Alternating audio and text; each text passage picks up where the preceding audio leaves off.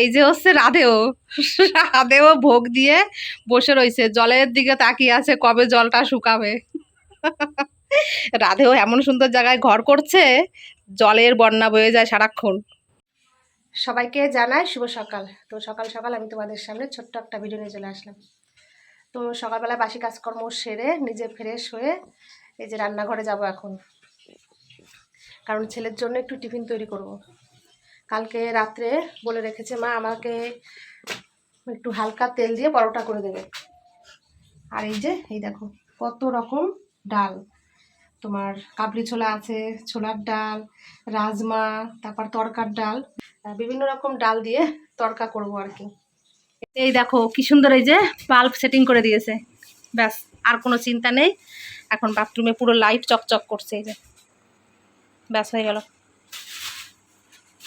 এখন এই বাথরুমের মধ্যে সব পরিষ্কার করতে হবে, ঝুলমুল হয়েছে, বালতি টালতি সব পরিষ্কার করতে হবে, যা অবস্থা হয়েছিল এখানে। এখন ঘরতে যেহেতু দরজা হয়েছে, এখন সমস্ত কিছু অ্যাসিড দিয়ে পরিষ্কার করব। তো এটার কাজ পরে, আপাতত একটা কাজ হচ্ছে, এই দেখো উত্তম দা আরও কাজ করে দিচ্ছে। তো উত্তম দাকে দিয়ে আরেকটা কাজ করাচ্ছি। আমার নন্দে জামে আসার কথা ছিল, মানে এই বাক্সটা তুলে দেওয়ার জন্য, মানে ঠিক করে রাখার জন্য, তো আসেনি। কালকে জল হয়েছে না এখানে প্রচুর, ওই জন্য আসেনি। তো এখন উত্তম দাকে বলছে আমার একটু ঠিক করে দাও। তো এই যে সব নামাচ্ছি বাক্স দিয়ে, নাহলে বাক্স তো ভীষণ ওয়েট, সেই জন্য আর কি অসুবিধা হচ্ছে। এই যে আমার বাবা কম্বল দিয়েছিল। তো রান্নাঘরে ডাল বসিয়ে দিয়ে আসলাম, আর এদিকে বাইরে দেখো সকাল থেকে ঝমঝম করে বৃষ্টি শুরু হয়ে গেছে, এই অবস্থা। সবাই জলের মধ্যে কত কষ্ট করে দেখো। তো এই যে দাদা এসছে মাছ বিক্রি করতে, তো লোটে মাছ নিয়ে আসছে, রুই, চিংড়ি, তেলাপিয়া।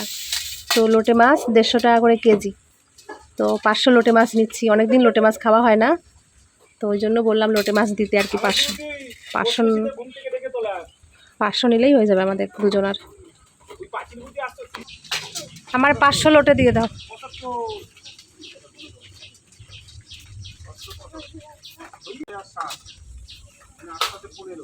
লোটে খাবি সোমা? লোটে মাছের কথা শুনে লাভ দিয়ে উঠলি।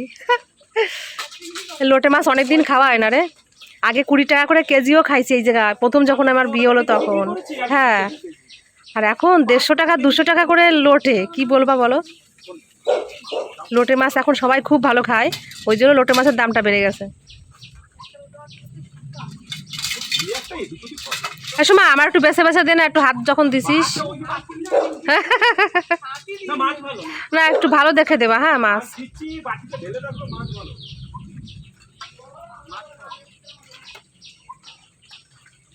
একটু বড় বড় সাইজের দিও। তোমার বাটিতে ঢালো, দেখো ছোট বড় মাঝারি, দেখো মাছের সব এক, দেখো দেখো মাছ ভালো না, মাছগুলো ফ্রেশ আছে, অসুবিধা নেই। তো কত হলো দাম বলো? 75 টাকা। এই কটা মাছ এই যে 75 টাকা। না সত্যি তাই, একদম দাম কমায় না, 1 টাকাও দাম কমায় না। কি সুন্দর এই যে ডালটা সিদ্ধ হয়ে গেছে। তো এই ডালটা রান্না করব আমি, এই যে রসুন, আদা আর কাঁচা লঙ্কা দিয়ে, আর ডিম দিয়ে রান্না করব। তরকা টাইপের মতন রান্না করব, কিন্তু তরকার মশলা নেই, এমনি সিম্পলভাবে রান্না করতে হবে, এইভাবেও খেতে সুন্দর লাগে। তো এই যে এখন কড়াই বসিয়ে দিয়েছি, এখানে তেল দিয়ে দিলাম।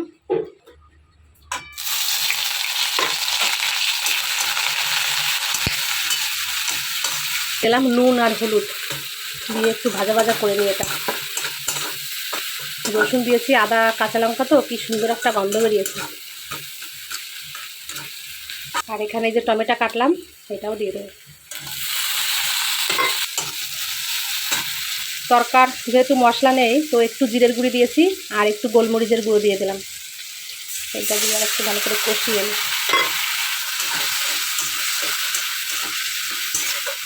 এবার দেবো আন্ডা, ডিম। তরকাতে ডিম না দিলে একদমই ভালো লাগবে না, তো এই ডিমটা ফাটিয়ে এখানে দিয়ে দেবো।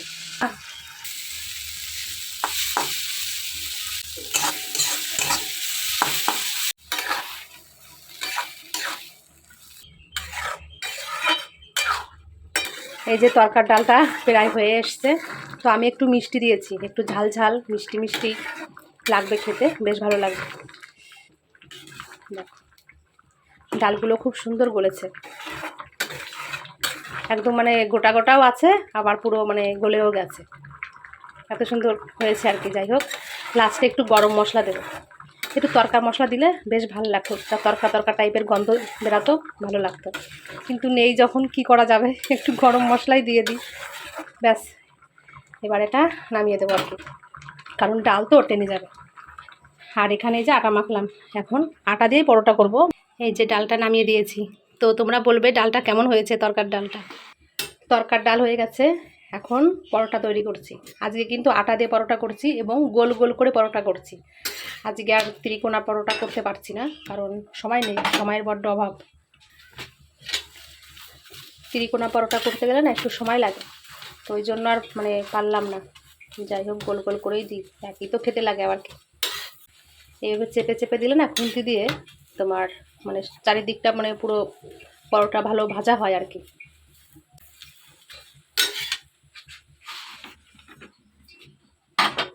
এই যে পরোটা বানালাম, তো একটু বেশি করেই বানিয়েছি পরোটা। আমার ছেলে স্কুলে নিয়ে যাবে, সকালে খাবে, আবার আমার ননদকে খেতে বলেছি, তো তার জন্য একটু বেশি করেই তৈরি করলাম। আর আমি দুটো খেয়ে যাব, ব্যাস। তো পরোটা বানিয়ে ঢাকা দিয়ে যে রেখে দিলাম।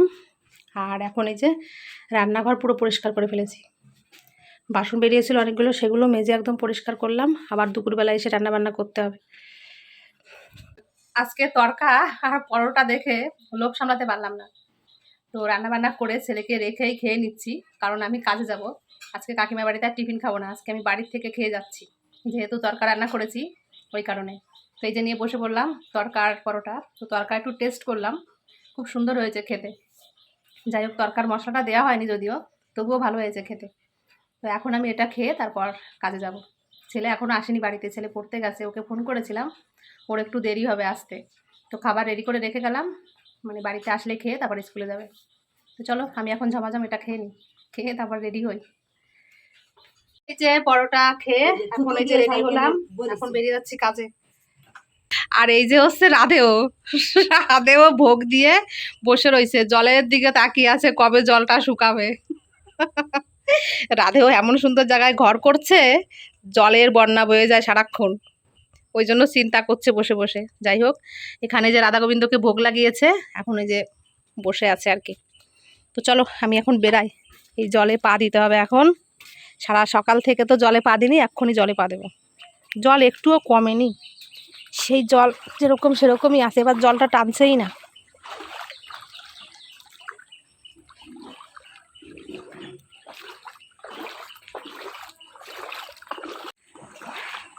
আমার শাশুড়ি ক্যামেরার সামনে একদম আসতে চায় না, তোমাদের কি বলবো, উনি খুব একটা পছন্দ করে না। তো যেটুকু আসি মোটামুটি বাধ্য হয়ে আমি নিয়ে আসি, তো শুধু তোমাদের একটু দেখানোর জন্য। কি করব বলো, না আসলে, আর কেউ যদি ক্যামেরার সামনে না আসতে চায় তাকে তো আর জোর করে রাখা যায় না বলো। তো তোমাদের দাদাভাই যখন ছিল তখনও ক্যামেরার সামনে আসতে চাইতো না। তো তোমাদের দাদাভাই মানে বলতো একটু আসতে, তার জন্য আসতো। আর এখন তোমাদের দাদাভাই নেই, একদম আসতে চায় না ক্যামেরার সামনে, ওই জন্য আমি আর জোর করি না, দেখাতেও পারি না।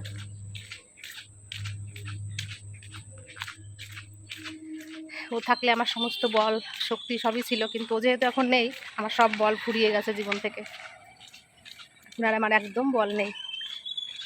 ওই জন্য আর জোর করি না, যে আসতে চায় আসবে, না আসতে চায় না আসবে। আমার ননদও ক্যামেরার সামনে আসতে চায় না, ওই জন্য আর আনি না। এটা আমার কাজ, আমার পার্সোনাল কাজ, এটা আমাকে করতে হয়। আমাদের বাড়িতে চলে আসলাম, এসে কিন্তু রান্নাবান্না শুরু করে দিয়েছি। তো রুটি তরকারি হয়ে গেছে, তো রুটি তরকারি খাওয়ার পর চা খাওয়া হলো। আজকে আমি আর টিফিন খাইনি, আজকে যেহেতু বাড়িতে খেয়ে আসছি ওই জন্য আর টিফিন খেলাম না। তো এখন এই যে রান্না হচ্ছে ওখানে, তো চলো ঝমাঝম রান্নাবান্না সেরে নিই। যে রান্না শেষ হলো, এখন যাচ্ছি বাড়িতে, কিন্তু বৃষ্টি শুরু হয়েছে, ঝমঝম করে বৃষ্টি পড়ছে দেখো বাইরে। আর এই আষাঢ় মাস তো চলেই গেল, শ্রাবণ আর ভাদ্র এই দুটো মাস বৃষ্টি হবে, তারপর আর হবে না, এই দুটো মাস কষ্ট করতে হবে। যাই হোক, আকাশ ভর্তি শুধু মেঘ, মেঘ ছাড়া কিছু নেই, চারিদিক শুধু মেঘ। এই যে চলে আসলাম বাড়িতে। তো বাড়িতে এসে দেখি ছেলে আজকে স্কুলে যায়নি।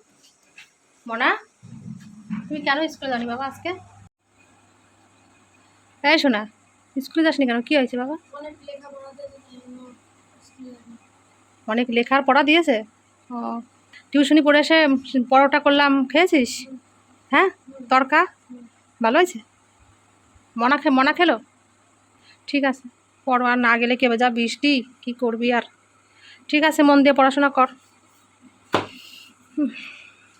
এই যে আমাদের বাড়িতে উত্তম দা এসেছে অনেক দিন পর, কারণ তোমাদের দাদাভাই যখন ছিল তখনও এসেছে, আর তারপর আমাদের খোঁজ খবর কিছুই নিতে আসেনি। না, খোঁজ খবর নিতে সত্যি সত্যি আসেনি। তো আজকে একটু কাজ করাবো বলতে বাথরুমে একটা লাইট দিতে হবে, তো তার জন্য উত্তম দাকে আসতে বললাম, তাই এসেছে। একটা টয়লেটের মধ্যে লাইট না দিলে হচ্ছেই না, অন্ধকার তো ওখানে, তাই আর কি দেবো। তো তার জন্য এসেছে, মানে সব জিনিসপত্র কিনে নিয়ে, লাইট কিনে নিয়ে আসছে, তার কিনে নিয়ে আসছে, এখন সেটিং করবে। তো বাইরের দরজাটা ওই সাইড দিয়ে বন্ধ করা আছে, এখন যেতে হবে আমাকে খুলতে জলের মধ্যে দিয়ে। চলো তোমাদের একটু আজকে লাস্টের দিন একটু দেখিয়ে দিই যে আমরা কিভাবে বাথরুমে যেতাম, তোমাদের একটু দেখাই, দেখবে যে কতটা কষ্ট করে আমরা বাথরুমে যাওয়া আসা করতাম।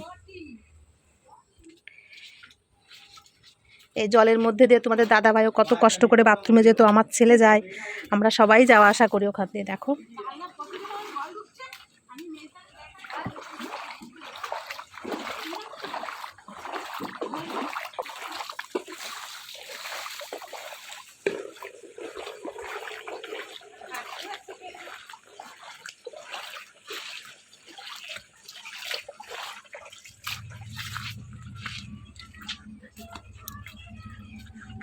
এই দেখো সেই রাস্তা, এই যে রাস্তা দিয়ে আমরা বাথরুমে যেতাম।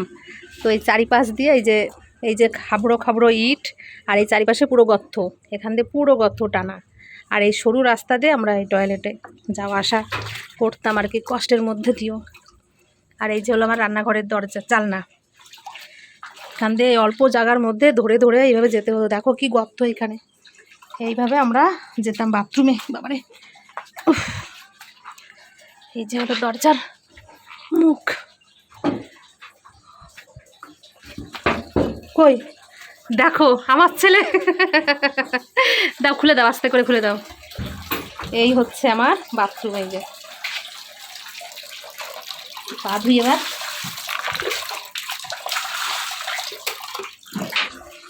এই যে আমার সোনা দাঁড়িয়ে আছে এখানে।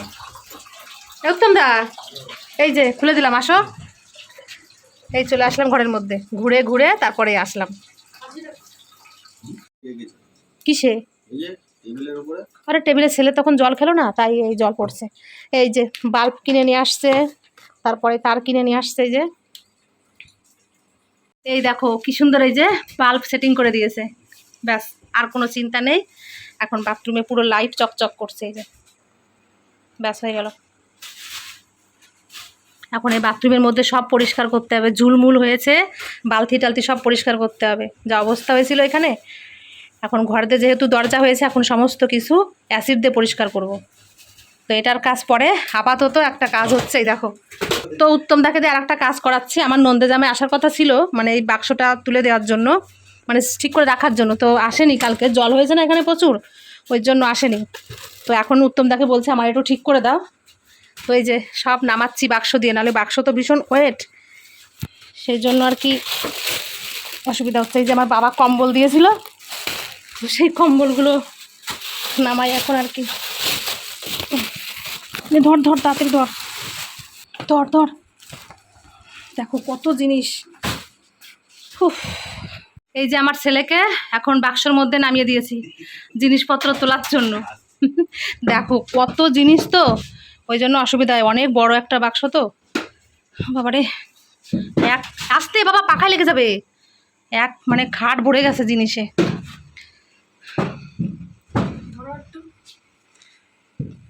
ব্যাস, এই যে তোমার বাক্সটা সেটিং হয়ে গেছে। আর জামা কাপড় দেখো, এই যে এক মানে খাট জুড়ে গেছে জামা কাপড়ে। আজকে দেখো কাজ বাড়ালাম কিভাবে, যাই হোক এটা সেটিং করে দিয়ে গেছে, খুব ভালো হয়েছে আমার। আর আজকে তাহলে আমার অনেক কাজ, ঘরে এগুলো গোছাতে হবে, তারপর রান্না করতে পারিনি এখনও, আর ভেবেছিলাম যে বাথরুমে যেতে অসুবিধা হবে কি না সেটাই চিন্তা করছিলাম বাক্সটা রাখার জন্য। তো না, কোনো অসুবিধা নেই। এই যে তোমার এখানে বাক্স আর এই যে দরজা বাথরুমে যাওয়ার জন্য, আর কোনো সমস্যা হলো না। বাবাই, তোমার এখন কাজ ভালো করে জামা কাপড় ভাঁজ করে করে বাক্সের মধ্যে রাখো, আর আমি রান্না করতে যাচ্ছি। বাদ বাকিটা আমি পরে করে নেবো, ঠিক আছে? মনে থাকবে তো? আজকে এইগুলো করো, আজকে স্কুলে যাওয়া হয়নি, আজকে এগুলোই করো। সকালে তো একটু পড়াশোনা করছে, এখন একটু বসেছিল আর কি, তাই বললাম একটু কাজ করতে। আবার পড়তে যাবে বিকালবেলায়। পর আমি তাড়াতাড়ি রান্না সেরে আসি। এই যে রান্নাঘরে আসলাম, এসে এই যে ভাত বসিয়ে দিয়েছি, আর লোটে মাছটা কাটলাম, কেটে ফ্রিজে রেখে দিয়েছি, কারণ ওটা এখন আর রান্না করব না। ভেবেছিলাম রান্না করব, কিন্তু তোমার ঘরে অনেক কাজ আছে, জামা কাপড় ভাঁজ করতে হবে, এখন আর রান্না করছি না। আর এখানে যে আমার ননদ তরকারি দিয়ে গেছে, সকালে মাছ রেখেছিল, মাছের ঝোল দিয়ে গেছে, মানে তরকারি দিয়ে আর ভাত রান্না করছি, এটা দিয়ে আমরা খেয়ে নেব। আর দুধ আছে, কলা আছে, ব্যাস এখনের মতন চলবে। তারপর রাত্রিবেলা লোটে মাছটা যাই হোক রান্না বান্না করব। এখন আমি এই ঘরের এই কাজগুলো একটু করে নিই। এই যে খাটের পর যা যা ছিল সমস্ত কিছু ওই যে বাক্সতে ভরে রেখেছি। তো সত্যি কথা বলতে কিনা আমি পুরো হাঁপিয়ে গেছি, নিচ টিচ সব পরিষ্কার করেছি, খাটের নিচ টিচ সমস্ত কিছু। এখন এই ঘর বাড়িটা মুছতে হবে, বিছানা চাদর পাল্টাতে হবে, কাজ আছে এখনও। তো অনেকটা কিন্তু ঘর পরিষ্কার হয়ে গেছে আমার। আর সকালে সেই দুটো মানে পরোটা খেয়েছিলাম, আর তো কিছু খাওয়া হয়নি। এখন না কি বলবো তোমাদের, এত খিদে পেয়েছে, এত খিদে, ভাত না খেয়ে আর কোনো কাজ করতে পারছি না। আজকে স্নানও এখনও করতে পারিনি। ভাবলাম যে কাজকর্ম সেরে একদম বিকালে স্নান করবো, নাহলে আবার ধুলোবালি লেগে যাবে, ওই জন্য। তো আজকে আর কিছু রান্নাবান্না করলাম না, শুধু ভাত করেছি। আমার ননদ তরকারি দিয়েছে, ওই তরকারি দিয়ে এখন ভাত খাবো, আর একটু দুধ কলা দিয়ে ভাত খাবো। কিছু করার নেই, আজকে রান্না করতে পারলাম না। ঘরের কাজ করতে গেলে না আর হয় না, ঘরে তো প্রচুর কাজ ছিল, এখনও ঘরে কাজ আছে। এই যে ঝুলগুলো ঝাড়বো ঘরের, আর ঘরটা এখন ভালো করে মুছবো, বিছনা কাঁথা পাল্টাতে হবে, অনেক কাজ আছে এখন। তো পেটে আগে দিয়ে নিই। খাওয়া দাওয়া করে আজকে 1 সেকেন্ড বসতে পারিনি। তো ঘরে তো প্রচুর নোংরা ছিল, সমস্ত কিছু পরিষ্কার করে এই স্নান করে উঠলাম। তো এখন বাজে পাক্কা 5:30। এই 5:30টার সময় এখন এই স্নান করলাম, স্নান করেই তোমাদের সামনে চলে আসলাম আর কি। আজকে ভীষণ কষ্ট হয়ে গেছে, কি বলবো তোমাদের। বাড়ি এসে তো 1 সেকেন্ড বসতেও পারিনি, তারপর কষ্ট হয়ে গেছে আজকে, আমার খুব কষ্ট হয়ে গেছে। তো তোমাদের একটু দেখাই যে ঘরটা কেমন পরিষ্কার করলাম। এই দেখো, বিছানা কাঁথা সব পরিষ্কার করে ফেলেছি, খাটের নিচ টিচ পুরো শুয়ে পড়ে আজকে মুছেছি, এত নোংরা ছিল। তো সব পরিষ্কার করে আবার এই যে তোমার যেখানে দরজা কেটেছিলাম বাথরুমে যাওয়ার জন্য, সেখানে একটা পর্দা লাগিয়ে দিয়েছি। একটু মানে কেমন দেখাচ্ছে না, তো তার জন্য একটা পর্দা লাগালাম। তো কেমন হয়েছে তোমরা অবশ্যই বলবে, ঘরটা গোছানো আর কি। এখন আর মানে কোনো অসুবিধা হচ্ছে না আমার। যে অসুবিধা হয়েছিল এই বাথরুমটা, মানে এখান থেকে দরজাটা কাটার পর আর কোনো অসুবিধা হচ্ছে না। আজকে পাখা টাকা সব পরিষ্কার করেছি, চারিপাশের ঝুল সব পরিষ্কার করলাম। রান্নাঘরটা একটু কাজ বাকি আছে, তবুও রান্নাঘরে অনেক পরিষ্কার করে নিয়েছি। গ্যাস ট্যাস সব মুছে পরিষ্কার করে একদম চকাচক বানিয়ে ফেলেছি। একদিনকে ধরবো এই টাইলসগুলো পরিষ্কার করব। আজকে আর সময় পেলাম না, ওই জন্য পরিষ্কার করতে পারলাম না। তো এখানে কিন্তু এখন জল নেই, পুরো পরিষ্কার, বৃষ্টি হলেও আর জল পড়ে না। তো এই হচ্ছে ব্যাপার। তোমাদের দাদাভাইয়ের সাধের রান্নাঘর ছিল এটা, ও নিজে হাতে এই টাইলসগুলো লাগিয়েছে। এই ব্ল্যাক স্টোনগুলো কিন্তু ও লাগিয়েছে। এই কলটা নিয়ে আসছে ও, সমস্ত কিছু এখান থেকে সব ও করেছে, মানে ওর নিজে হাতে এই রান্নাঘর। কত সাধনার রান্নাঘর আমার ছোট্টর মধ্যে। যাই হোক, পরিষ্কার পরিচ্ছন্ন করে রাখি সব সময়। আর আমার একটু পরিষ্কার পরিচ্ছন্ন না থাকলে ভালোই লাগে না। যাই হোক, তো ঘরটা এখন কেমন দেখাচ্ছে তোমরা কিন্তু সবাই একটু ছোট্ট করে কমেন্ট করে আমাকে জানাবে। ব্যাস, এখন একটু খাটের উপর উঠবো, উঠে একটু ফোনের কাজ করব। এখন 5:30টার সময়, প্রায় 5:45টার সময় বলতে গেলে ফোনে হাত দেবো। সারাদিন আজকে হাত দিতে পারিনি, টুকটাক একটু কাজ না করলেও তো হয় না বলো। আমার ভিডিওটি আমি এখন এখানেই শেষ করি। তোমরা সবাই খুব ভালো থেকো, আর আমাকে সবাই একটু সাবস্ক্রাইব করে দিয়ে আমার পাশে থেকো। তোমরা যদি পাশে না থাকো তাহলে বাঁচবো কেমন করে বলো। তোমাদের পাশে থাকাটা খুবই জরুরি আমার জীবনে।